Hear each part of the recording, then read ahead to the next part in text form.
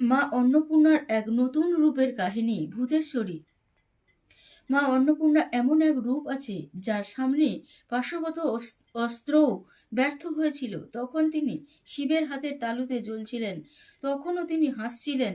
কাশীতে সেই রাতে আকাশে রক্তের মতো লাল হয়ে গিয়েছিল, সূর্য ও চন্দ্র ভয় লুকিয়ে গিয়েছিল।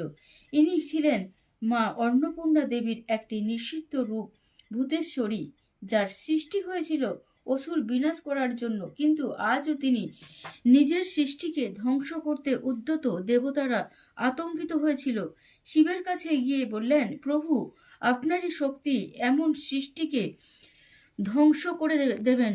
মহাদেব প্রথমে ছুঁড়লেন মায়াজাল, ভূতেশ্বরী ফু দিয়ে উড়িয়ে দিলেন। মহাদেব প্রয়োগ করলেন ব্রহ্মাস্ত্রের অন্যতম শক্তিশালী পাশবত শক্তির জ্যোতি।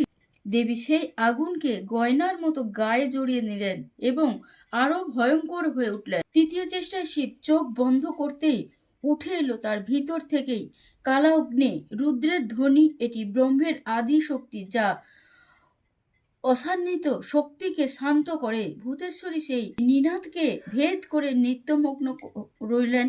উপায় না দেখে মহাদেব শান্ত হলেন এবং তার তৃতীয় চোখে হালকাভাবে খুলল।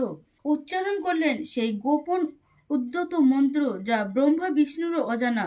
প্রথম অক্ষরে ভূতেশ্বরী বিরাট শরীর কাঁপতে লাগলো, দ্বিতীয় অক্ষরে তার হাসি কান্না বদলে গেল, আর শেষ অক্ষরে দেবী একটি ছোট্ট আগুনের শিখা হয়ে ডান হাতের তালুতে এসে বন্দী হলেন। হাতের তালু জ্বলছিল, কিন্তু সেই শিখা তখনও হাসছিল এবং সেই শিখা শেষ প্রশ্ন করেছিলেন, প্রভু, আমি তো তোমারই অংশ, তবে কেন আমাকে মুছে ফেলছ? শিব সেদিন উত্তর দেননি। সেই মুহূর্তে এক যুগের সমান শক্তি খরচ করে শিব তার মুছে দিয়েছিল ভূতেশ্বরীকে।